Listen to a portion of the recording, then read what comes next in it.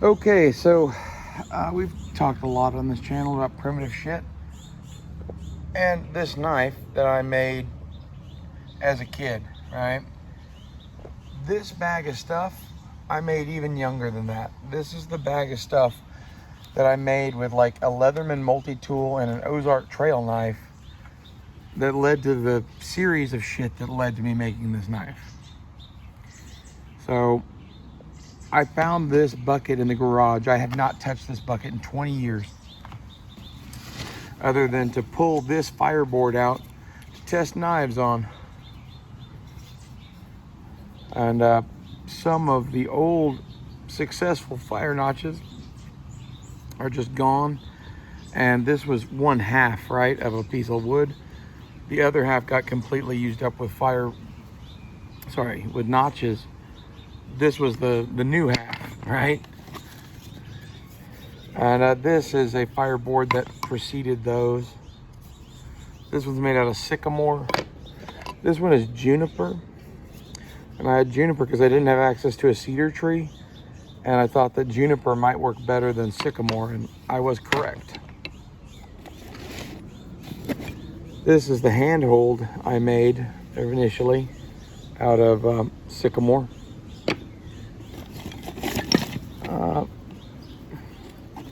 And like this was like a super primitive, like I had a fucking multi-tool and an Ozark trail knife, you know? So like, I don't know, we were making something with these. I made a fucking little saw thing. This is a spindle for the fireboards. Another spindle for the fireboards. A rock handhold I made. This thing we are going to keep. It's a piece of sandstone, and this will fit very well in my kit. And the fact that I've already carved a handhold into it's kind of nice too. This is actually from Robbers Cave State Park. Some sort of a little scraping tool. Cordage of various sorts. I'm just gonna lay all this out. Oh shit, that's a big chunk of fat wood. Fuck yeah, that's a score. This is the good old stuff. I tried to buy some new fat wood, and I don't have anywhere to gather it right now. My pine tree is too big and too old, and doesn't really drop much stuff that has fat wood in it, so it's all in the trunk, and I don't want to cut it down. So that's awesome. And fucking bamboo too. Fuck yeah. I used to just like hoard materials and shit. I don't even know what that is. Arkansas stone. A Bass Pro Shops tin. I cannot get open. Oh shit, this is like my tinder box. I had a file that I was using for flint and steel at the same time. It's long since gone. I don't even know what the hell that is. These are just some aircraft parts I didn't know what to do with, so they got thrown in here at one point. These are engine pieces from some sort of jet engine. And then the rest of the bag, you got a box of strike-on box matches. Sounds like there's some in it. Yep, pretty much a full box. Let's prop this phone up. I think we can do that somehow.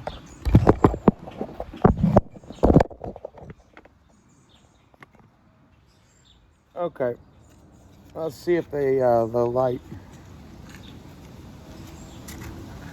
I normally don't do this, but I think for testing a match, yeah, they still work. I don't know if you guys saw that or not.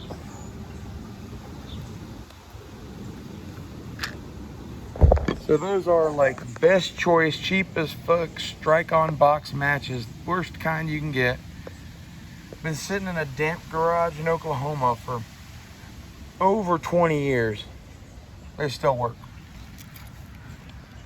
You ever wondered if you can trust matches? This is some sort of agate, I think. You know, a lot of these rocks in here, the reason there's a bunch of small rocks is because all these are tools. You know how we carved that? These. You know, something like this, grinding away at it. Something like this, grinding away at it. This is a piece of chert. You can do the same thing. Fucking little razor blade in there, get rid of that. Piece of a file.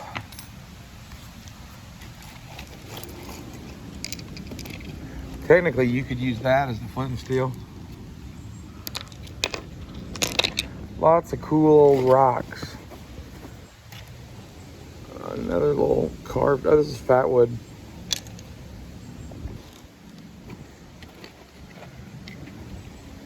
Another little saw blade.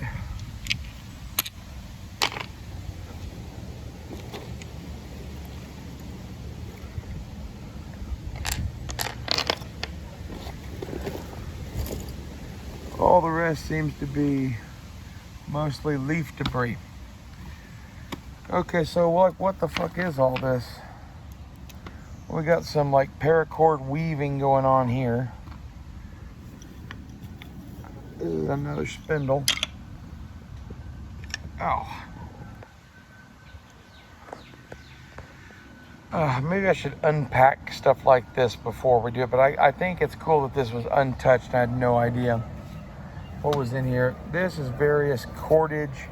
Some of it's jute twine, some of it's 550 cord that's pretty fucking old. In fact, this is from the first batch of paracord I ever bought. That's not even real military paracord. This stuff's the real military stuff. That's funny that my first paracord I ever bought is still in this bag. This is the kind of chert we have here around here. I can find this pretty readily. It does not nap well. It's full of, I don't know, like places it's frozen and broken and shit, and it just breaks into little tiny chunks like this. So, you know, this was me trying flint napping and not being able to find material that could be napped, and ultimately using it to make a handhold. I also tried making one out of wood, and as you can see, it started to catch fire a bit. You got to grease these if you make them out of wood. Otherwise, you'll catch fire at both ends. And the other way you can do that is by having one spindle end be much narrower than the other. So this just sits in there and is like a little point, whereas this is a big wide thing to go into that groove. And this is essentially everything you would need other than cutting a new little sapling to use as a bow to make fire. You have fire right here. This is a proven fire kit made by me at like 12 years old. And all it has in it for a backup is a box of fucking stick matches. Like, this is why you should listen to me about survival. You know, I had a Leatherman juice that's in my carving kit now, if you saw that video. This bag of shit and a 4-inch Ozark Trail fixed blade knife. And I think maybe a Charade sharp finger I eventually got from my grandpa. That was it. And eventually we started adding on, but this was the beginning. You know, this was before I ever made my first knife. Like, I showed some archery shit not long ago. I should have brought the bow and the wizard stick out here with this, because then you'll get the full picture, because I have the first bow I made, and I don't have any of the successful bows I made, but I have a failed one that broke, and it got thrown in the corner of the shop because I was pissed at it, with one of my first arrows from when I was a kid, and I found it the other day. Like, it was 3 years ago now, but I found it while I was in a heightened state and turned it into like a wizard staff. So, I don't know. This is why I'm kind of a wizard. You know, if you left me alone with a multi-tool and a fixed blade, you come back to this. And it makes fire, and it has a stone tool kit. It's making things out of sandstone. This is not your normal child. That's all I'm saying. If I saw my kid doing this, I'd think, well, he's definitely mine. You know, this is the kind of influence that Les Stroud had, honestly. That's what got me into a lot of this, was that show Survivor Man. And then like shit like Rambo and whatever too, but Survivor Man and then Dual Survival with Cody Lundin and Dave Canterbury came out right after that. And I've been watching Dave Canterbury on YouTube. So, you know, that's why I still like that dude. Like, despite everything that happened or whatever, those three dudes always have a special place in my heart, because I was doing this stuff and they were on TV talking about shit that was actually relevant to what I was doing. So, as for what this is a pipe to blow at a fire with. Like if you had an ember, you can use this like a straw. I cut it out of bamboo. Pretty sure this is like a chunk of like oak or hickory handle that broke, that I had in here as a wood to play around with. Like I said, these are fat wood for sure. Like I said, this is juniper. These two are sycamore. This is also juniper. And all of these three are spindles. You know, I wasn't sure how to make a spindle or what would be best. So I tried a small branch of sycamore, carved. And I can burn holes, but I couldn't even start a fire. So I tried this, which was some sort of a berry. And this got us fire. I think this is like elderberry or mulberry. It's one of those two. And basically I got that by reading the manual and then reading about plants. Because I had a SAS survival guide, and it kept saying shit like, go for fruit-bearing things and pithy wood. And to a kid in Oklahoma, I'm like, what the fuck is pithy wood? This is what they were talking about. This is like a berry type bearing plant. It's not really wood. It's like pith. It's a different thing. The other thing I tried was when I switched to the juniper, I tried cutting a sliver of it into a, what's it called? Spindle. This works much better. This is what I would do. And this branch that I cut to do this was about 6 inches in diameter. This was about 3 or 4 inches in diameter. Like you can see there, like it was not much bigger than that. Like this is half of it. So it's really only like 1.5 inches. This was a much bigger piece too. That's part of the key to this, is older wood is better in general. Dead wood is even better. This would be a better fire kit now, having seasoned in my shop for 20 years. And that's kind of funny to me. It would actually probably not be that hard to get fire with this now, given it's already all worked out and dry as fuck. And you even got a tinder box. Well, anyway, what do you guys think of my 12-year-old primitive kit? Do you think we should do some more of this kind of shit? Like, I have not done this in a while, because I've basically been reliant on flint and steel, and like I'll do wood carving and stuff, but I don't use it to make a fire kit like this. This is some shit like this kit would fit in the Stone Age. My multi-tool was added into by a pile of rocks that happened to have useful features about them. Like this one had jagged edges and a sharp point. That's useful. We had such little nappable material. This is the kind of shit we were reduced to. And because we had a knife, we could still get shit done. But we don't want to use our knife to carve stone with. And once you start using it to fuck around with rocks, you get that you can use this to do other things too.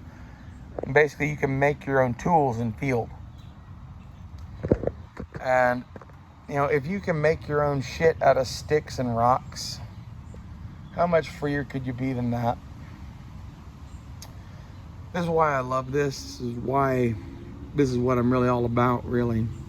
This and knives and survival. Like, I like it all. Whether we're talking primitive or modern kit or whatever, I've liked it all, and I've always liked it all. So hope you guys like this little glimpse down memory lane.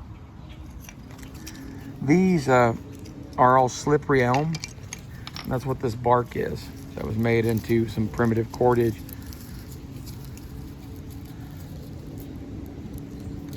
It's one of those things, like when you figure out that you're gonna need rope, or what if you don't have paracord? So let's try making rope.